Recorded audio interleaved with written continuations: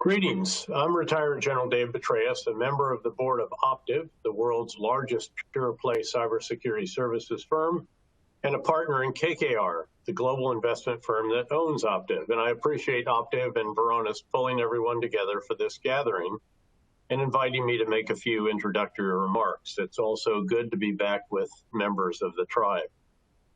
As you all know very well, in today's information-based economy, enterprises must share, protect, and manage vital information. However, there's been an explosive growth in the volume and complexity of that information, that data, in recent years. And that, as well as other developments, particularly those in our operating styles in recent months, has made it increasingly difficult for enterprises to share, protect, and manage data. Like you, we believe that data represents a critical asset to the military, to intelligence agencies, and to industry, but only if the organizations can unlock and unleash the value of that data. And therein lies the challenge. For despite the importance of data, many enterprises have difficulty tracking who has access to it, who's responsible for it, and which employees are creating, accessing, using, manipulating, and even deleting it. One of the types of data which we want to focus on today is human-generated data, a type of unstructured data that includes spreadsheets, word processing documents, presentations, audio and video files, emails, and text messages, among others. As Army units employ tools for collaboration, such as Microsoft SharePoint and Teams, in order to exploit the full value of data, while searching for the next key insight, big idea, critical relationship, or significant correlation, they inevitably present new attack surfaces that require comprehensive, integrated, managed cybersecurity solutions to ensure that the data they're using and sharing is appropriately secured and managed.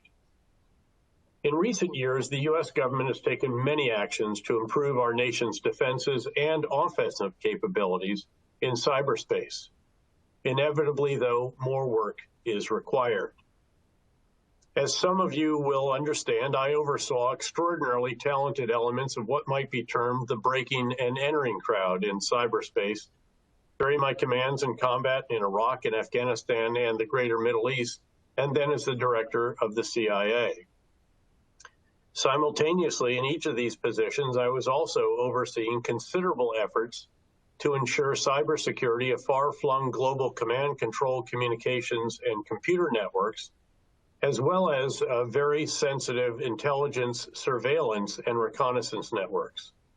In fact, as some here may recall, we sustained a very significant breach of our secure internet when I was the commander of U.S. Central Command in 2009. Not a happy experience at that time. So I've been on both sides of this, from the security side for sure, but also from the side of those who were employing very sophisticated and diabolically clever tools and operations to exploit opportunities and provide us critical information and important effects in the military and intelligence worlds. Now I'm privileged to be part of a cybersecurity firm that I believe operationalizes most effectively the biggest of the big ideas in cybersecurity, that no one product or application can provide the security necessary. Rather, what's needed is a specially designed, comprehensive, integrated, and managed cybersecurity solution. One of the elements of such a solution is, of course, real-time as well as accumulated historical information on threats. And the insights from Optiv's analysis of threat information and hacking trends have been quite illuminating. In many cases, it's clear the initial element in a hack has been a good old-fashioned phishing attack. Some 40% or more of successful attacks still begin with someone in a workforce double-clicking on a link that should not have been clicked. To be sure, such attacks have become ever more sophisticated, bespoke, and clever. Regardless, they underscore the critical nature of cyber hygiene, basic and periodic refresher training of the workforce, training and monitoring of system administrators, frequent testing of workforce behavior, and a few other relatively straightforward actions which, if implemented properly and repetitively, can reduce successful hacking efforts very significantly. All of these are part of a comprehensive and integrated cybersecurity solution. Obviously, there are more sophisticated efforts required to combat other challenges when you're in the business of protecting very important intellectual property, critical industrial secrets, and of course, sensitive national security information. I don't need to tell this audience how serious, capable, numerous, and determined our adversaries are of various types to penetrate our cybersecurity defenses and steal the information we value most highly. Of course, the 2018 Department of Defense cyber strategy includes a more aggressive approach of countering adversaries in cyberspace, described as Defend Forward, an approach that's been revealed publicly to have been employed against Russian entities in the run-up to the 2018 midterm elections. Rumor has it that it has been employed in other cases as well, and presumably this is an element in our security measures for the upcoming elections in November. In any case, any approach in cybersecurity requires the most up-to-date threat intelligence. And the purpose of Optiv's annual cyber threat intelligence estimate is to help business leaders understand the ever-evolving threat ecosystem and employ that knowledge to inform security decisions, investments, and strategies, including continuous refinement of cybersecurity and risk management programs. One of the best practices identified in the report is mapping of data access, ideally from an outside perspective, in order to identify all possible vulnerabilities and weaknesses. That is absolutely essential. Now, it's important to recall what all of us know, that there are two types of companies, those that have been hacked and know it, and those that have been hacked and don't know it. It is, of course, the latter that keeps any cybersecurity professional awake at night. The cyber hack, the attack that is not detected, and which can cause us to constantly worry about the integrity of our information, that can shake our confidence in the very integrity of our data. The ability of a cyber actor to undermine or call into question the integrity of data and information would shake our confidence in all that depends on that data and information, on actions, on conclusions, on decisions, all of which derive from it. And the challenges in this regard are increasing in complexity and difficulty, even as we develop ever more new sources of data and seek to structure and integrate the information they provide for our activities. The pace of developments in this arena, in the expanding collection and employment of data, and also in the ever more sophisticated efforts to steal, corrupt, and hold for ransom that data, are actually difficult to keep up with conceptually, not to mention in developing the big ideas, operational concepts, organizational architecture, capabilities, and talented workforce to keep up with all the developments, especially when that requires legislation, appropriations, policies, and authorities from above. It would be accurate, I think, to observe that we need substantially to pick up the pace in this area, and that one way to do so is via public-private partnerships if we're to effectively counter the cyber threats we currently face and prepare for those that inevitably will confront us with ever-growing sophistication, capability, and complexity in the months and years ahead. I was somewhat famous for observing in 2003 in northern Iraq that money was ammunition in the counterinsurgency campaign we were waging, at least once we had a foundation of security, that is. In the fights that will be waged in the decades ahead, however, it will be data that is an increasingly important form of ammunition. In view of that reality, I applaud the Army's recently announced data strategy. It clearly provides concepts, directions, standards, and tactics, techniques, and procedures for the important actions that need to be taken to ensure that the data our soldiers employ is secure and can be trusted as decisions are made of very considerable significance. It's our intent in the presentations that follow to help you understand how Optiv and our strategic mission partner, Varonis, propose to help with private sector expertise, capacity, and capability, as you expand your capabilities in important and exciting new frontiers in which data is an increasingly important form of ammunition. Airborne, air assault. Thank you, General Petraeus, and it's an absolute privilege to be a part of this webinar with you. Thank you, everyone, for joining us for the Army Data Plan webinar. I think we've got some exciting things to talk about today, and I'm very keen to talk more with Bob about the topics that encompass the Army Data Plan. Just as quick introductions, who we've got here today, obviously myself, Mike McCabe. I'm with Optiv, partner architect, and prior to being at Optiv, I was with Varonis for almost 8 years. One of the most notable things that I did over at Varonis was help build out their SLED practice, the state, local, and education, and manage the engineering side over there.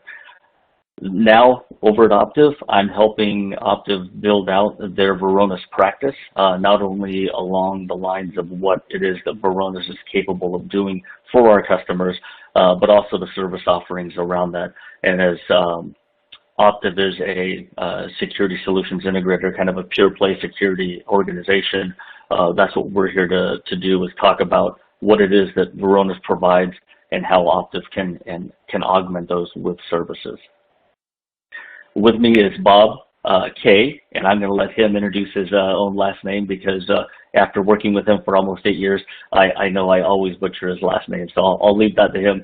But Bob is the CTO for the Varonis public sector, and he has been with Varonis for over 13 years.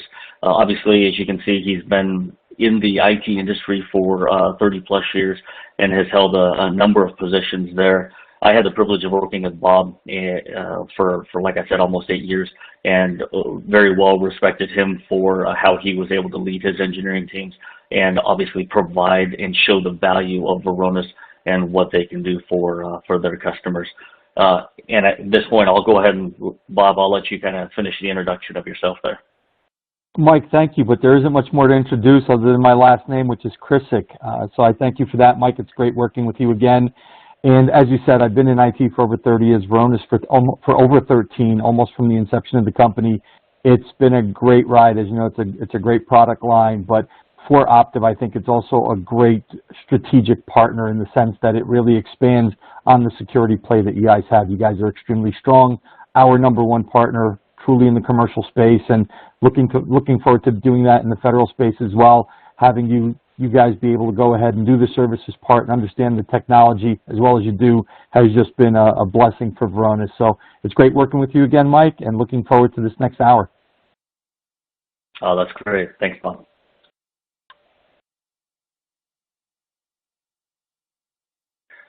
So one thing that I'll kind of lead into the conversation with is, well, what is it that Optiv is doing around data protection, and wanted to talk about our data strategy. And as you can see here, we've got kind of a roadmap, if you will, about how Optiv approaches the data protection problem that's out there today. And one of the best ways to identify where an organization is at is to begin looking at the data and understanding what's there, whether it's on the structured or unstructured side. We have the ability to go through and identify that, but more importantly, understanding where those crown jewels are. And I think that kind of relates directly back to the Army data plan, is understanding what's there and getting that visibility. So Optiv goes to market with all of our customers, helping them understand where that data exists and where that sensitive data in nature exists and who has access to it. And part of that is utilizing products like Varonis to give us that visibility and benefit the customer by letting them see what's happening there as well. Because we're a services organization, one of the things that we're able to then do is take those next steps and help any organization look at creating those policies and standards and really implementing those into the organization. And as we look at the different customers that we've dealt with in the past, you know, largest companies out there that you can think of, and help them build the plan, implement that plan, and then maintain that plan as well. And then, of course, augment that staff where needed and continue on with that education. And really, it's ongoing education of those customers and their end users to make sure that the data is protected at all times. And I think you'll agree, Bob, that it really does come down to ongoing education for those customers and their end users. Would you agree? Absolutely, 100%.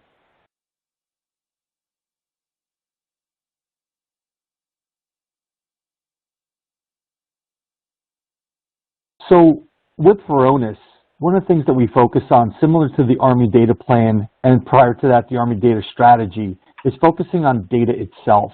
If you look at the Zero Trust process or strategy, they also talk about the approach of focusing on the data rather than focusing on the individual systems or the networks. So understanding your data is critical. If you look at this from the perspective of unstructured data, your file shares, your Office 365, your Teams, your SharePoint, and so on, you need to understand where the sensitive data lives. Without that, the rest is irrelevant. You can't protect it, you can't detect it, and you can't prevent any type of access to that data. So first and foremost, understanding where that data lives, where your mission critical data is first and foremost. You then need to be able to detect all activity, not just the abuse, but be able to filter out the abuse and get the alerts to the abuse. So be able to monitor that and be able to take action against it for incident response. You also want to make sure that you have the right people accessing the right data. Least privilege is a huge part of this.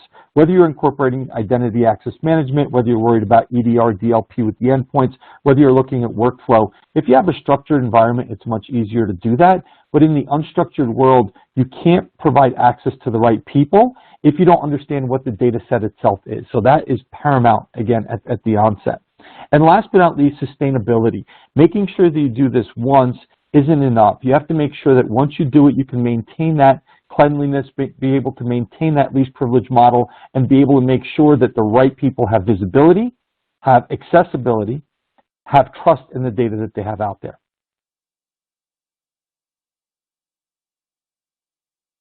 So with Zero Trust, if you look at it from the perspective of what they talk about, the first step is always data security.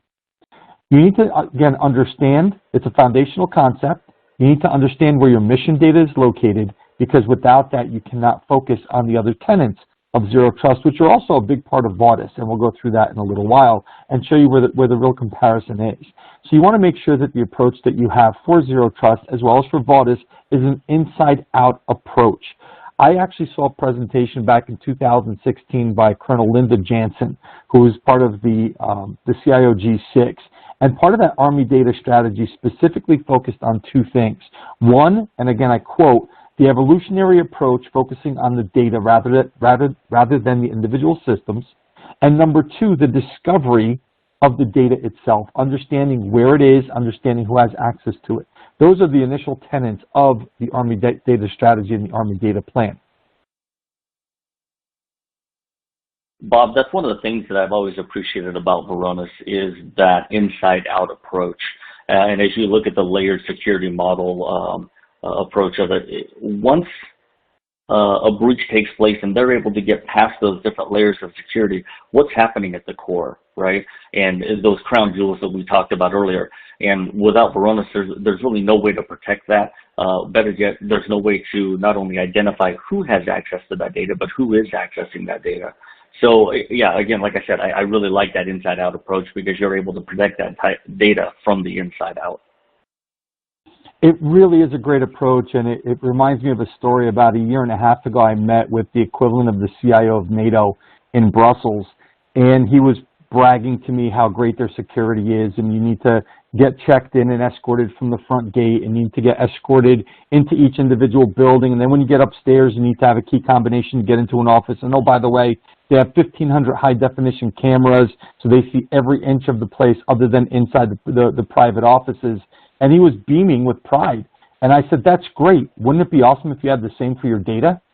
And it stopped him dead in his tracks. And he's like, what do you mean? I said, well, imagine you have a house and the only place you have cameras are on the front door and on the outside perimeter. But once your thieves are inside, they have access to everything unadulterated, untouched. They can grab anything they want. They can open any drawers. They can take anything they want. They can move things around, and you're blind to it.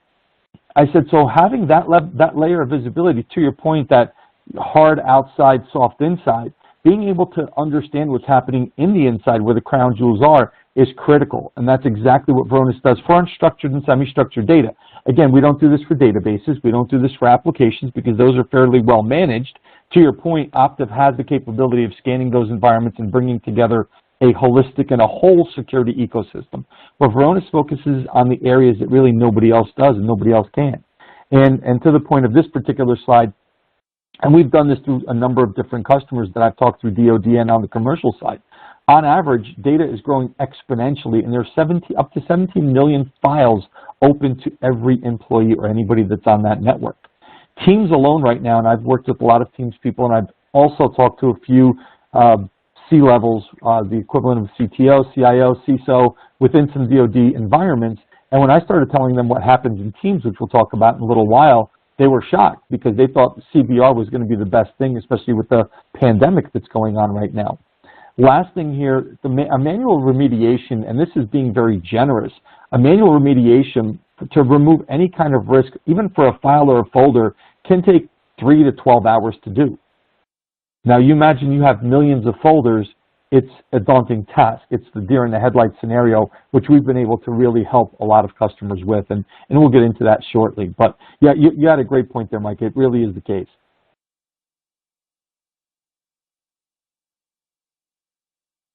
So with VAUTIS, I also talk about the 7 pillars of trust with the extended version of Zero Trust.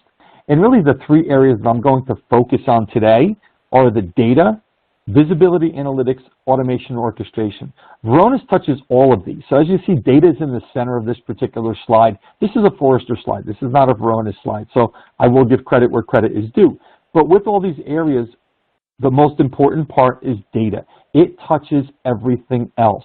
So understanding your data first and foremost is critical. Having visibility into that, which is the V in VAUTIS, right, is having it visible, is important. But you can't have data visible if you don't understand what the data consists of. So that's the primary part of what we need to do. And understanding who has access to it. That falls into the analytics portion. Being able to see and making it accessible is something that's also critical. You have to understand what's there, who has access to it, and who should have access to it. And then also incorporate automation and orchestration into that. Being able to get to a least privilege model, making sure that that trust is there as well, that nobody had altered the data. Again, I love talking in stories. I was in Germany in 2018 at a summit, and we actually had, at the time, you remember Ken Spinner, he was one of the panelists. Well, I had a 2-star general who's in charge of logistics walk up to me, and he said, the biggest problem that I have is making sure that I can trust the data. How do I know that somebody didn't go in and modify 10,000 tanks into being 10,000 hammers, okay, in regards to a request order? And he goes, that level of trust is what I need with my data. I need to understand who's been able to touch it, who's been able to see it, and more importantly, who possibly modified it, so that we can guarantee that that data has been secured and trusted, visible, and accessible to the right people. And that all falls under the VAUTIS acronym. It's what's important within the environment, and it all focuses on the data. Now, regarding mission data, data comes in multiple styles and multiple types. So you have databases, mainframes, you have application data. All those are very well organized. Again, Optiv can handle those, can organize them into a good structure, and provide you insight into what's where. But for the most part, you understand what data is in which database and what data is within your application or mainframe.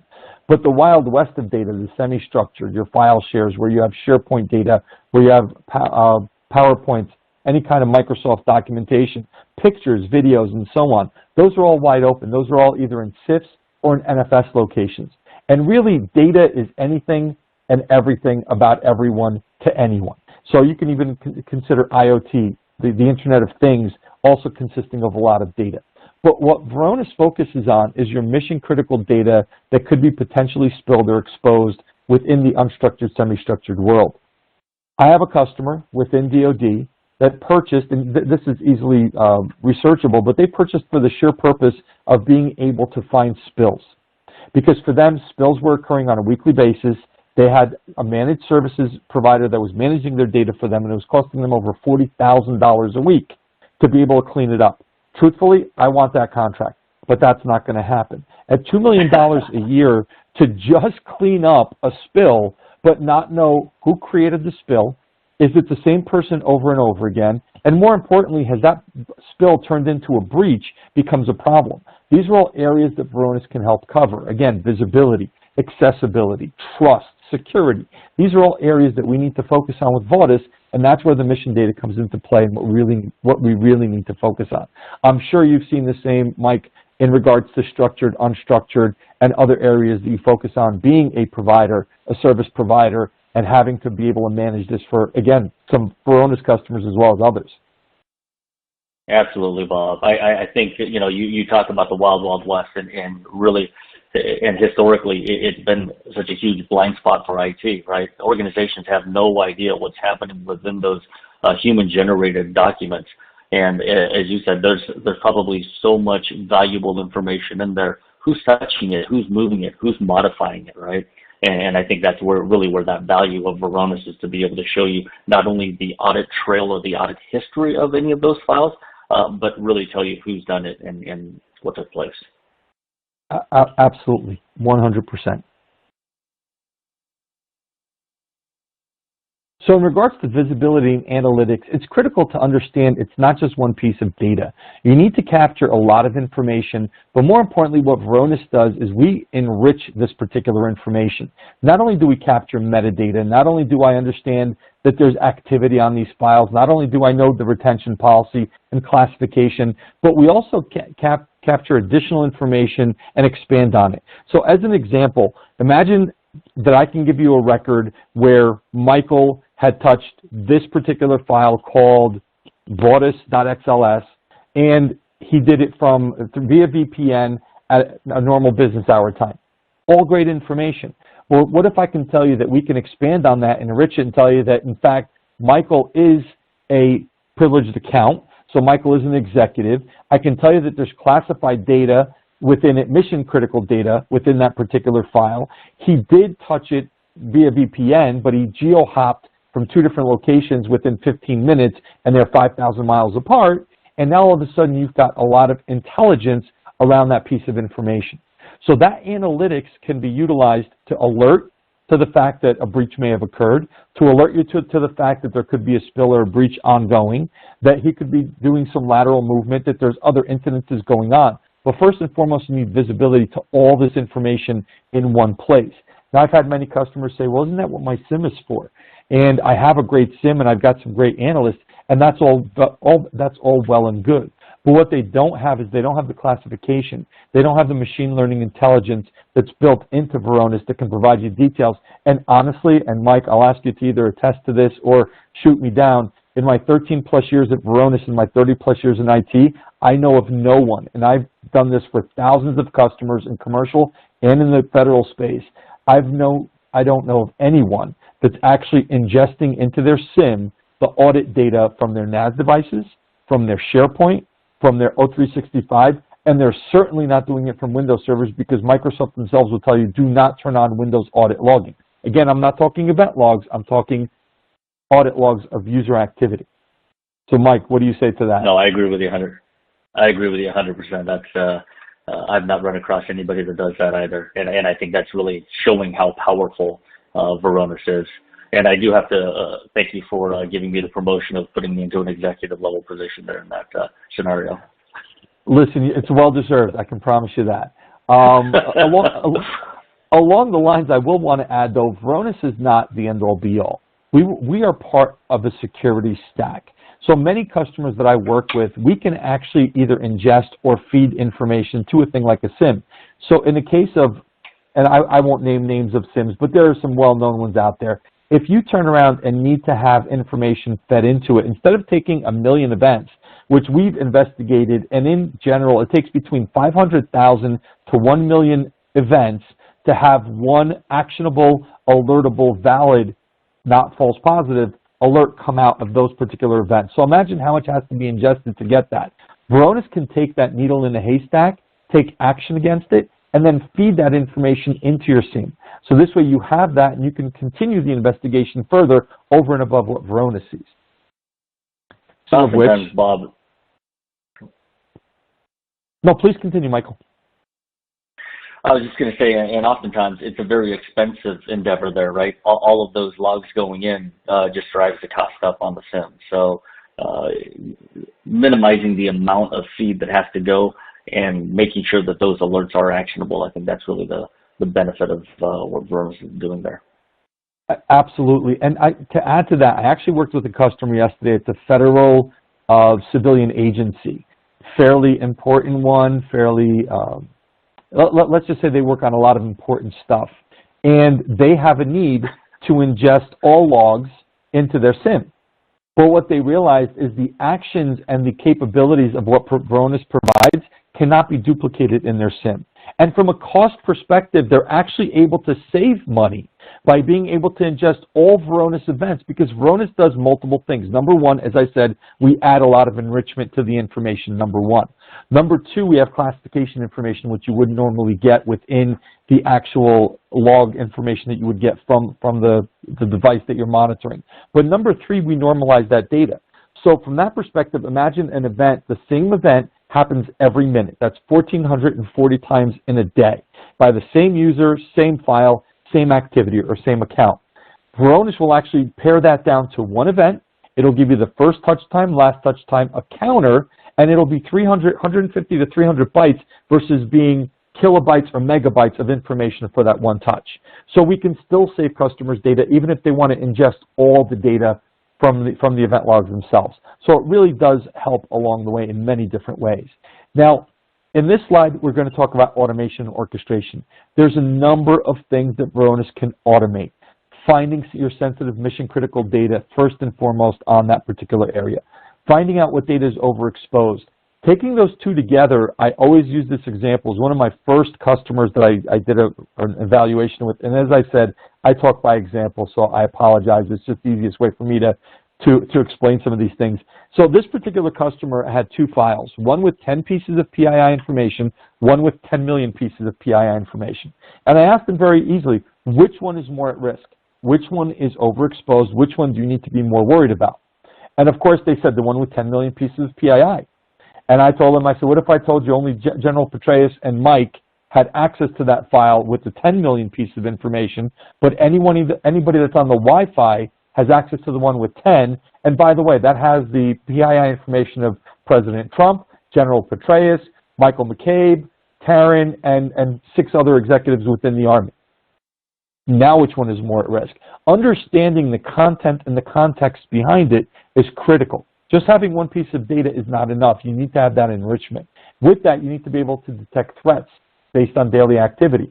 Varonis takes all the information. We understand which machines a user normally uses. We understand what time of day they normally log in. We know which data they touch, not just because they're in a group and they touch the same data as that group. No, we actually baseline outside of the AD groups themselves how users are touching data. And we bidirectionally cluster them together, understanding that, and utilize that within our artificial intelligence and machine learning.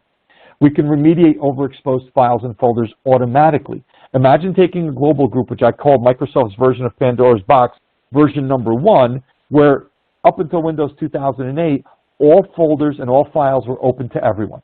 You needed to lock them down before you exposed the share. Once you exposed it, Pandora's box was out. You couldn't pull it back. Varonis gives you the ability with the easy button to really get rid of broken permissions and be able to get rid of global groups.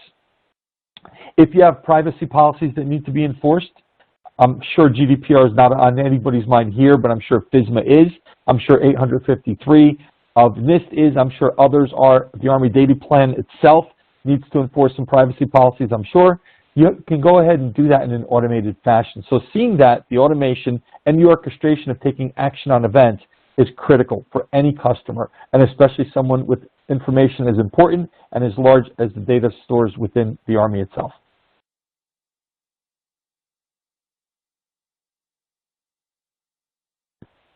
So Forrester talks about these 5 particular steps, and I agree with all of them, believe it or not.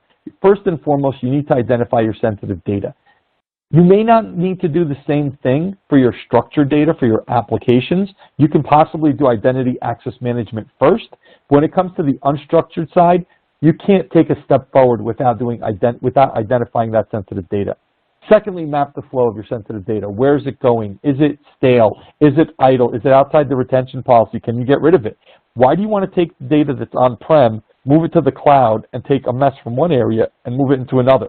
Be able to understand what you have, be able to understand what you need to move, and then architect your zero trust microperimeters. Now, we're not network-based in the sense that we're not going to do microperimeters for the network, but we can do it for the data. If only a certain subset of users are touching this data, why do the others have access? They don't need it. If they require it at some later date, they can request it, but remove them from having access. Get to least privilege model. By doing that, you can then segment the networks properly by understanding your data, by having the right access to least privilege to that particular data, and then you can segment via the network as well with your next-gen firewall. Continuously monitor. This is something that's mandatory. Whether you look at the CDM, continuous mitigation and diagnostics, or continuous diagnostics and mitigation, excuse me, whether it's RMF, the risk management framework, whether it's the Army data plan, whether it's zero trust, it doesn't matter how you slice it, it all comes back to continuously monitoring. They tell you that you need to monitor, whether it's CCRI, you need to monitor physical access, you need to monitor access to the servers, you need to monitor vulnerabilities, you need to also do this with data. Without doing it, you have no understanding of how it's being used and where it should be visible. Last but not least, embrace automation and orchestration. Computers, machine learning can do things a lot faster than we can. They can learn a lot faster, and they can take action a lot faster. And guess what? They work 24 hours a day, 7 days a week. They don't get tired. They don't ask for PTO, and they certainly don't come down with COVID. God bless. Hopefully nobody catches it, but the reality is it just continues to work over and over all the time.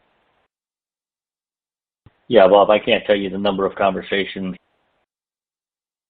Yeah, Bob, I think that's an interesting comment. You were talking about the conversations that you've had as far as what data you're moving to the cloud.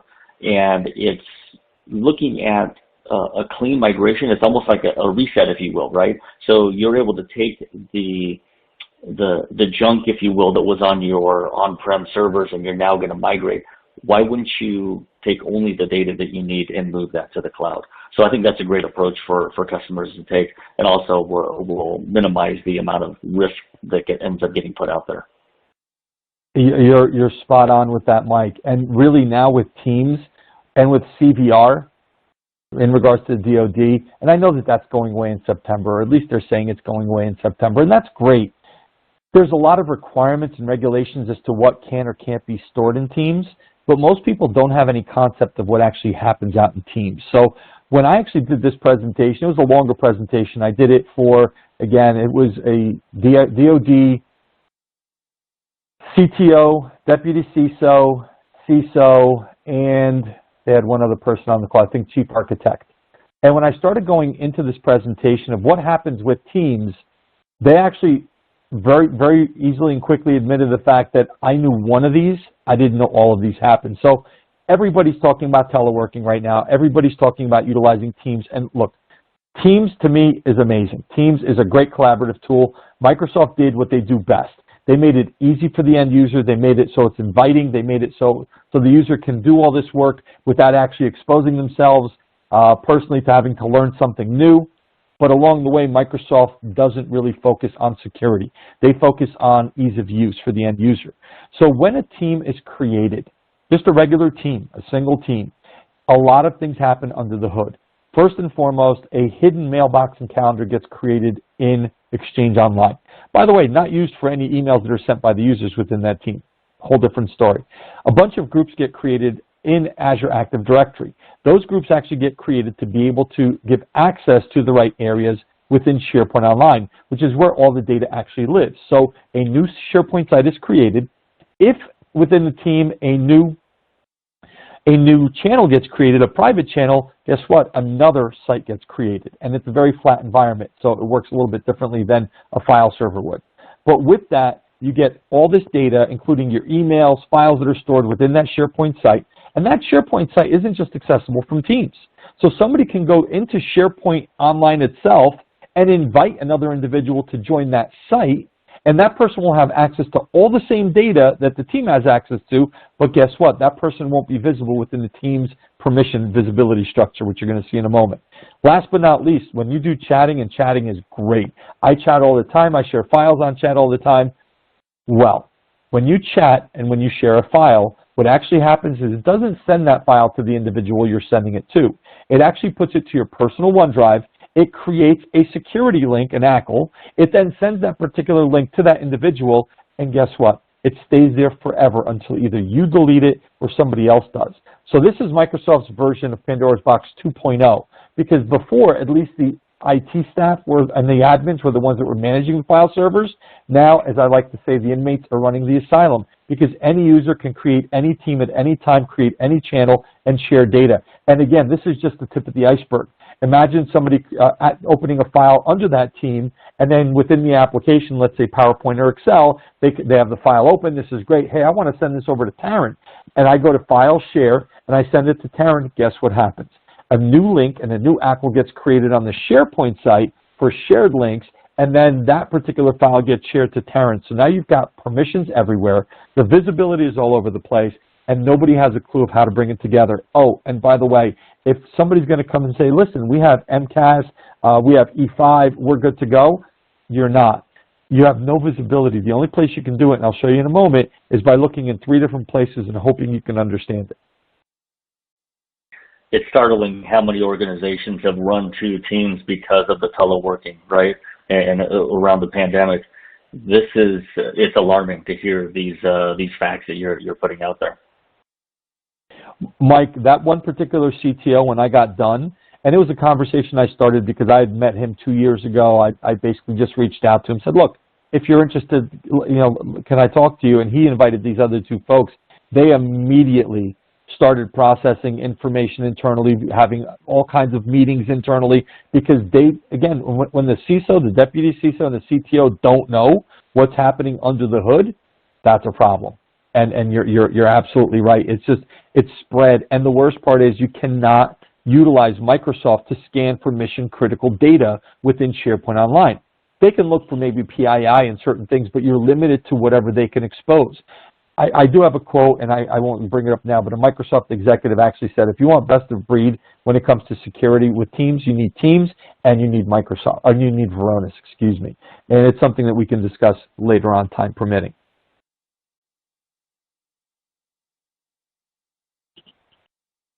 So I'll make this one short. As I said, you have to go to 3 different places to see who has access to what within Teams, because it isn't just Teams. So you can go to SharePoint and OneDrive directly, and you'll be able to see a link that was created for that, and you'll see the groups, but you won't see the individuals. If you go into Teams, you won't see any of the links, but you'll actually be able to see the individuals who are either members or owners of that particular team. And if you go into Azure, you'll see the users, but you won't know which access they actually have, so you really don't have a single pane of glass.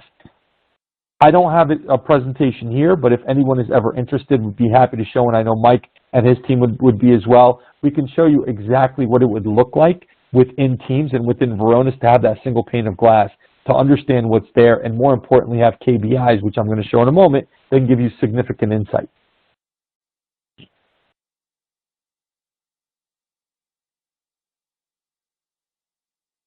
So a few things that we want to make sure that everybody's aware of is, number one, there's no centralized visibility and control. And what does that mean? You can't see who has access to which resources. Most customers, whether it's on their file servers, their SharePoint, their Exchange, their Teams sites, and Teams is really the biggest one right now, but all of those, it's very hard to see who has access to data. It's very easy to right-click on a folder or a site and say, oh, this is the person that has access to it. But if I asked you, where does Mike McCabe have access across the environment? People get deer in the headlights because it's impossible to do. You need to understand where the sensitive data lives and is concentrated.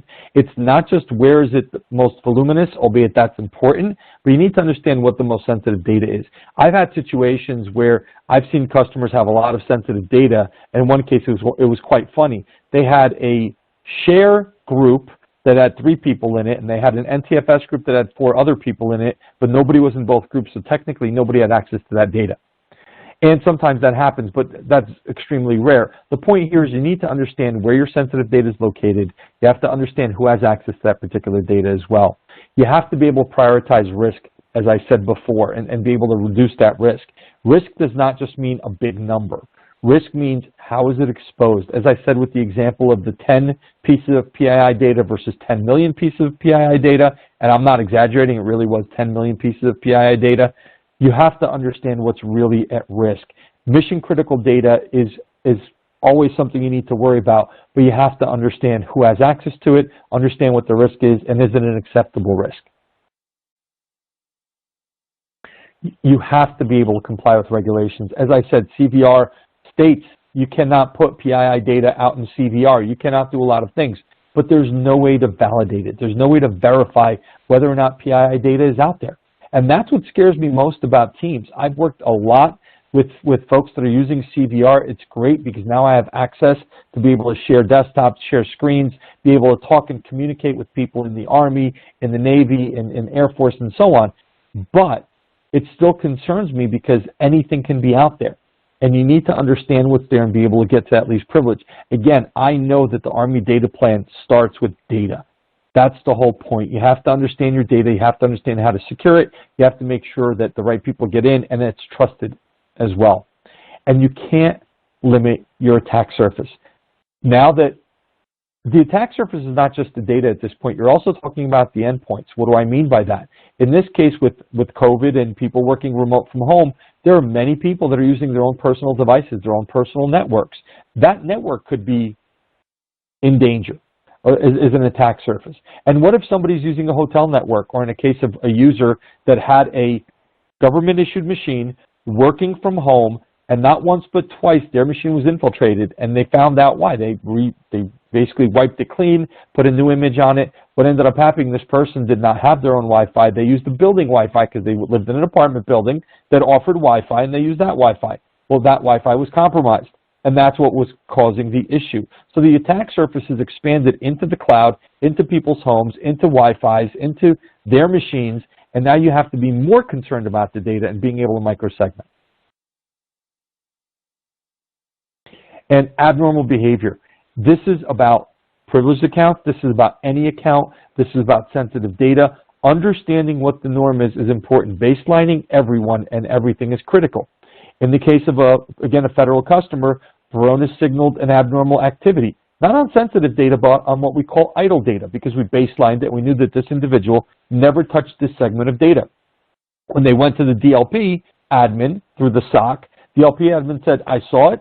Nothing wrong with it. This person always touches 5,000 pieces of data. It wasn't labeled or tagged as sensitive, so we let it go. But when they investigated further, and when we asked the DLP admin what did they do with it, they put it on a memory stick. When they went and actually interrogated that particular individual, they actually found out that he was exfiltrating that data.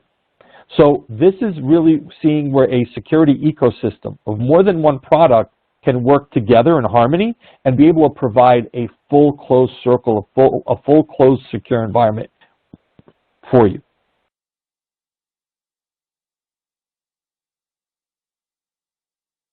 So I was talking about our KPIs, our ability to do risk indicators.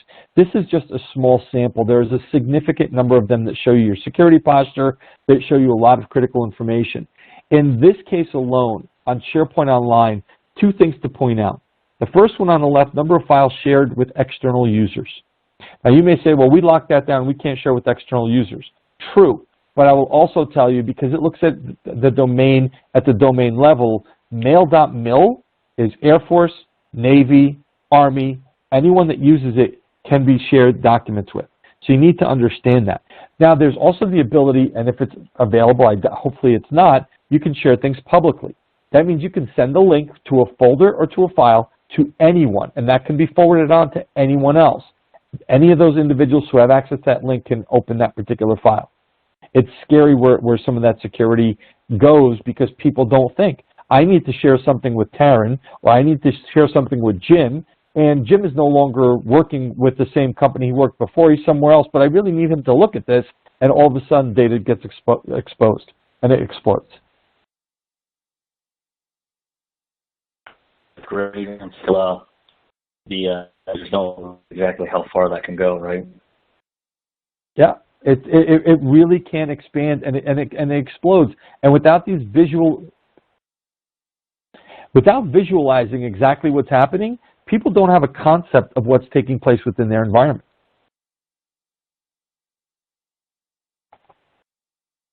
More visualization here. As I said, externally, on the right side, you'll actually see number of sensitive files so you get an understanding. You do see the second from the right on the bottom, number of files shared publicly, 794.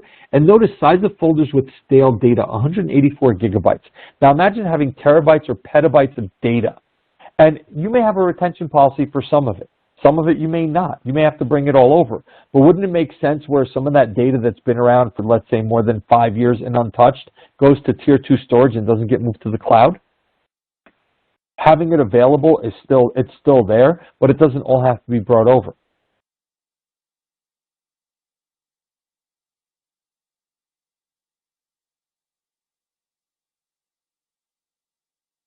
I love this slide because this slide really gives you great insight into how you can do this, how you can do an investigation. And this is a very detailed slide. The one that we have has KPIs, which is great because you can see dashboards and whatnot. But you can drill down. This particular slide, without specific examples, can show you where you have peaks, where you have issues, where certain things have taken place, when did the majority of these types of events take place, and you can really filter it down and drill down as deeply as you want or go as high as you want to get an understanding of what your security posture is like and what's taking place. This can include edge telemetry information, so you can do VPN, web proxy, DNS.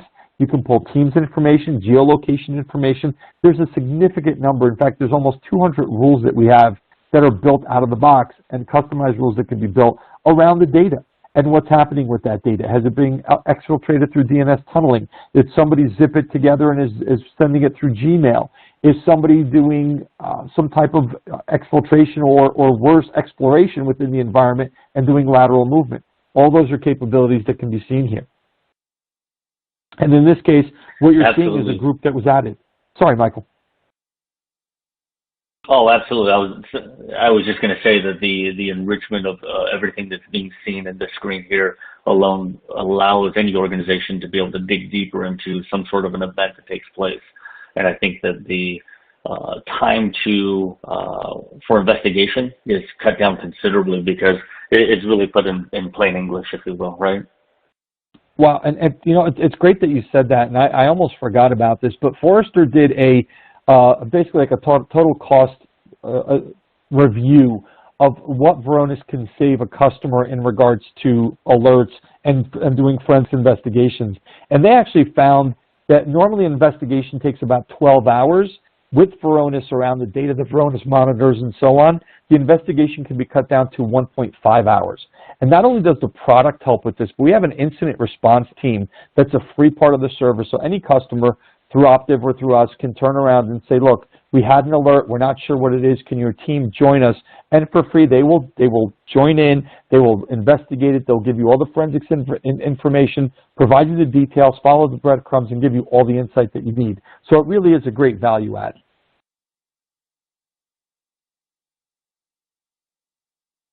Coming close to the end, which is great. I'm sure everyone has a lot of questions that we can answer, but we want to make sure that people understand in regards to SharePoint Online, OneDrive, and all data. This isn't specific just to these two.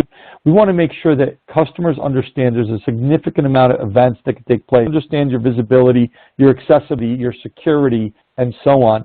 Varonis can turn around and alert on the anomalies. We learn through machine learning and through artificial intelligence. We understand what's going on, and we could provide insight on where, for example, sharing of data happens that shouldn't, externally or publicly, where sensitive data was included or large amounts of sensitive data are being pushed out to everyone within the organization. As I said, you may not be sharing externally, but what if a lot of people within mail.mil are getting this particular information? That's probably outside of the scope of what should happen. Being able to understand unusual activity by administrators. Service accounts logging into machines shouldn't happen. Geolocation hopping shouldn't happen. An admin changing a user's password and then logging in from that same device shouldn't happen. These are just examples of the 200 plus that we have that can be done in real time in regards to alerting, and action can be taken against all of these. And those are being added too on a regular basis as well, aren't they, Bob? Absolutely. They get updated on a regular basis. We have the ability, we send customers insight all the time when this happens. You can create your own, and we can talk about how to do that. They're quite easy to create. So it really gives you insight to being able to build your own intelligence without needing somebody that's a analytic expert that knows how to write the queries for it. Because again, this isn't a SIM. A lot of this can be right-click, and it creates the full query for you, and it creates a visual that you can select what you want from it and then take action against it. So, Michael, that's everything I had for today. Was there anything that you'd like to add?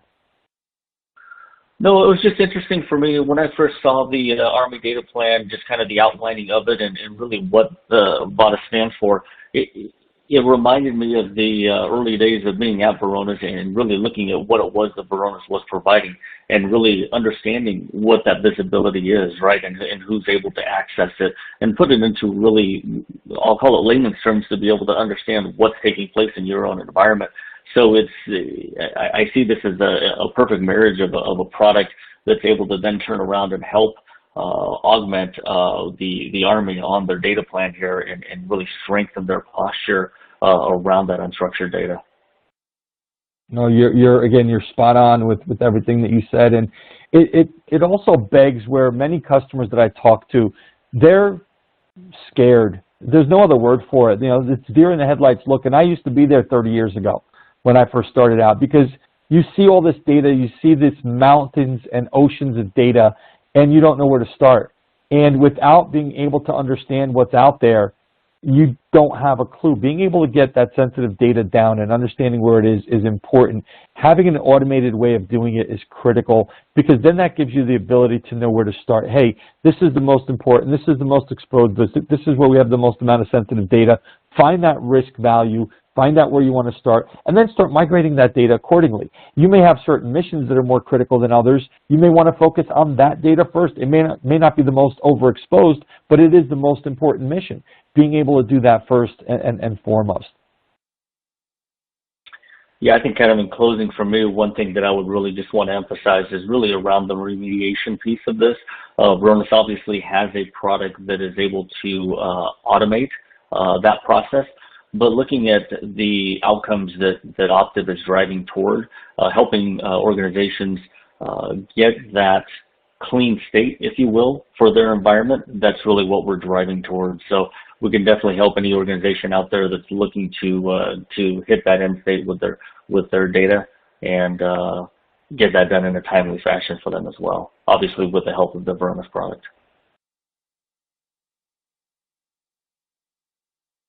So I wanted to take a moment and thank Michael and Optiv for inviting me to do this presentation with them. I want to thank General Petraeus for introducing us. Very much appreciated. It was an honor to be a part of this as well, and really wanted to just give Optiv a little shout out. I can tell you that Optiv on the commercial side is our #1 services partner. We have, I believe, well over 100 customers together, many that you're managing, many that you've deployed, and the team at Optiv knows the product as well as we do. So you really are in good hands if you're using Optiv and being able to take advantage of Michael, who's been with Varonis for over 8 years now at Optiv as a partner architect. He really has the ability and the know-how and the knowledge to give you the right information and the right knowledge across the board for all the different security platforms that you need and ecosystems. And hopefully you recognize the value that Varonis brings to you within the Army regarding the Army data plan. And if there's ever a need for a more direct or more private session, I'm sure Michael and or I, you have our contact information here, would be happy to give you a demo, a dry run, a risk assessment if that's something that interests you, and give you more insight into exactly what we can do for you and the needs that you have within your particular segment of the Army. Michael, thank you for everything. General Petraeus, thank you. And that's all I have, sir. Thank you, Bob. Yeah, thank you, Bob. This has been an absolute pleasure to catch up with you and obviously have a conversation not only around Varonis, but just share kind of the latest that's been happening for you. Again, thank you, General Petraeus, for allowing us to be a part of this. I think the synergies between the two organizations has been great, and it's been a lot of fun to just kind of be a part of watching the momentum continue to grow between Optiv and Varonis. And again, Bob, thank you for being a part of this, and couldn't have picked a better person to co-host this with me. Thank you, sir. Thanks.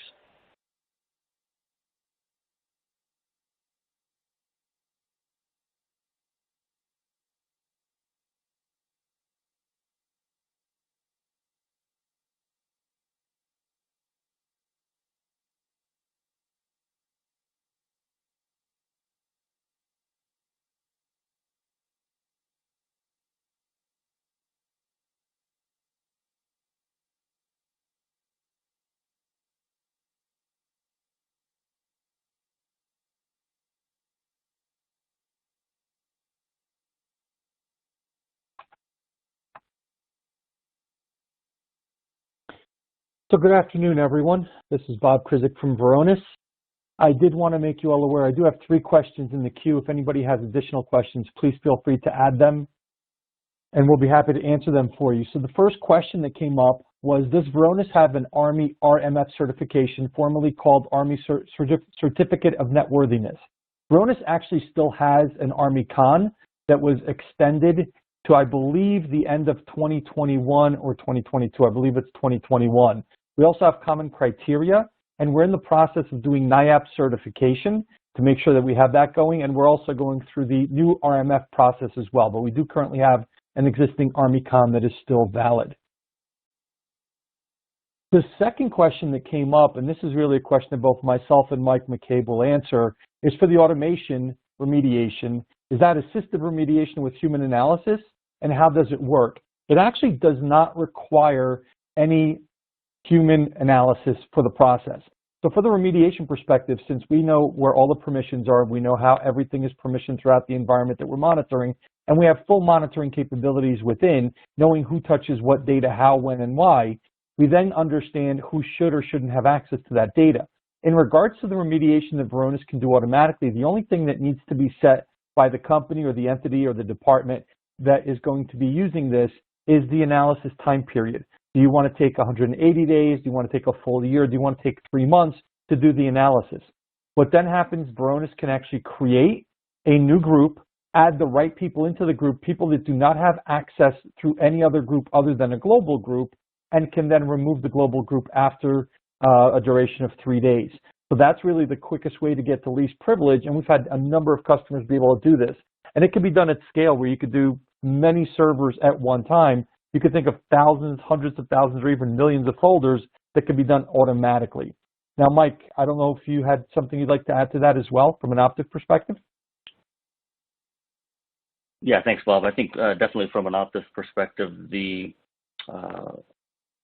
sitting down with the organization, understanding what their specific outcomes look like.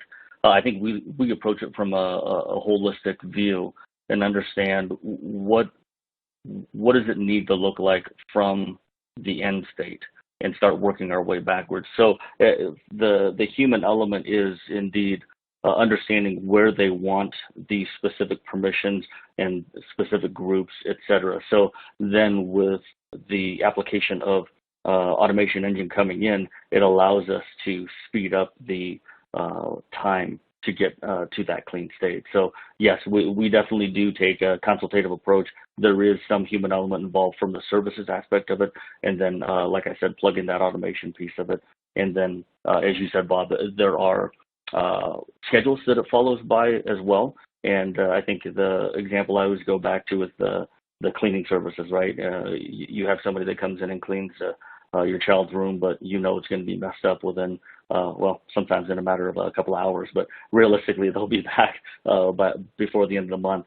And think about what ends up happening with our environments.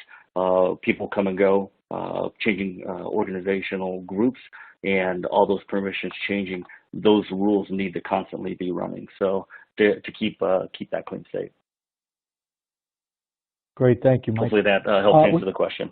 Yeah. Absolutely. There's a third question. Again, if anybody else has any questions, please click on the Q&A section. Be able to submit them. We'll be happy to answer them for you. The third question that we have is, from a threat intelligence perspective, how many PII breaches have been identified in collaboration tools such as Teams and SharePoint?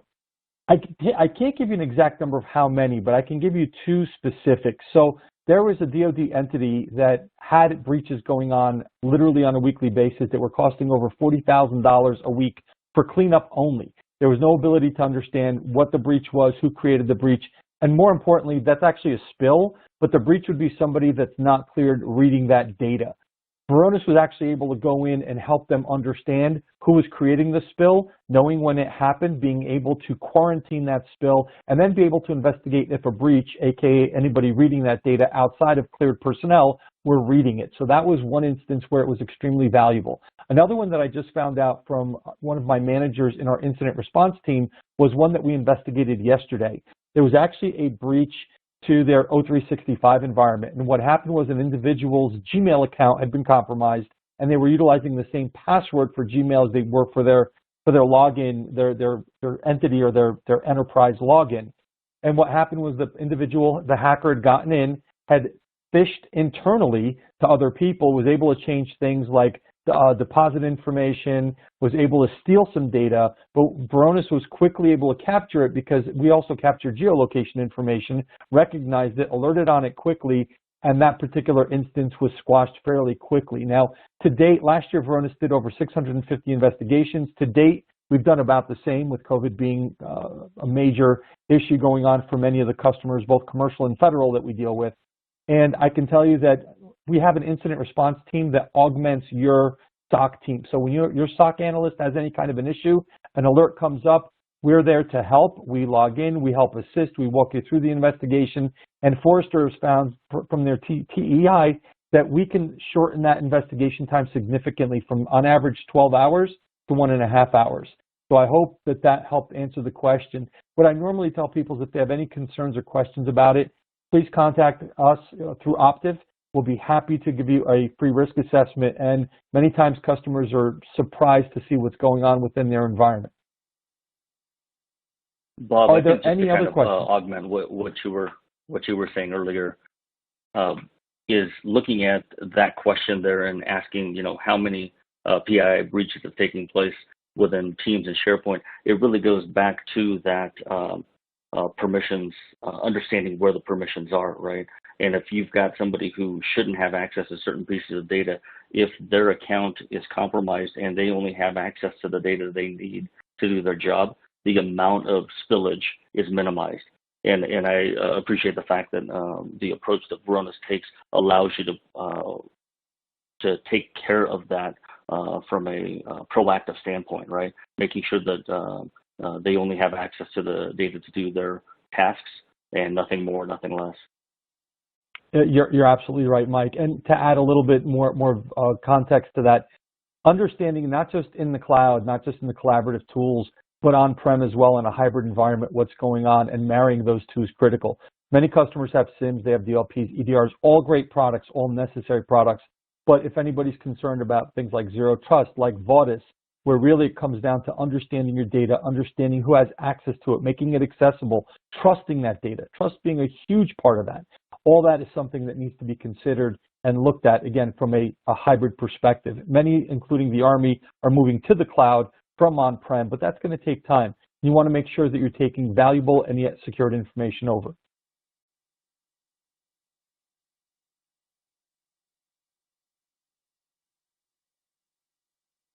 Are there any additional questions that we can answer for anyone? If not, I'm sure you have our contact information. Please reach out to Optiv, and Varonis will be happy to assist in any way possible, answer any additional questions. I have done more direct webinars as well and meetings, as has Mike. We've worked together for a very long time, as you saw during the presentation. Again, from my perspective, thank you everyone for joining. Mike, it was a pleasure working with you and with Taryn and Amy and the General, and looking forward to working with you in the future. Likewise, Bob. Thank you very much. And thank you everyone for joining us for this webinar. We're hoping that everyone got something out of it. And again, as Bob said, if there's any questions, if you have any additional interest in seeing maybe the product firsthand, please don't hesitate to reach out. And hope everyone has a great remainder of the week. Thank you.